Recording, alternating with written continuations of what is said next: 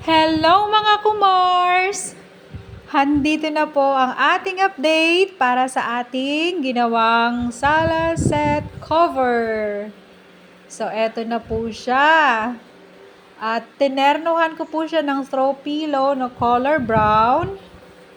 At yung isang cover po nung isang sofa, iniba ko po yung color niya. So, medyo gray po siya para hindi naman masyadong same color sila lahat. Napakaganda po para sa akin, pero bahala na po kayo kung paano nyo tingnan. Okay na po siya sa akin, yung fit niya sa sofa. So, mano-mano ko po siyang ginawa. It means na hindi po ako gumamit ng high-speed sewing machine or yung dipa-jack. Ginamit ko lang po ang aking kamay sa pagtatahi. Matagal-tagal po ang update dahil nga po 2 to 3 hours ko lang po siya ginagawa everyday pag may oras. Ayan, at sa wakas natapos na nga natin siya.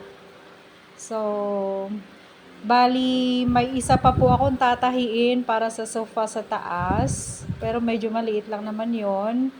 Pero at least okay na siya. At nilabhan na rin po yan. So, hindi ko na na-plancha. Inilagay ko na po siya sa sofa. Ganon din naman, magugusot din pag inupuan. So, gandang-ganda po ako sa aking ginawa.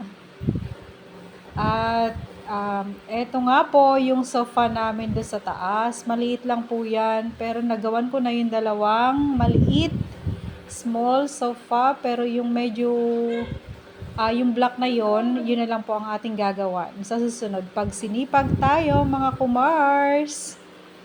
Ayan, yung line napakadali lang po niya gawin, basta ilapat nyo lang po yung tela sa sofa, kunin nyo lang po yung mga corner niya at sa gilid yung ganyan, gagawa lang po kayo ng pattern para medyo fit siya, diba?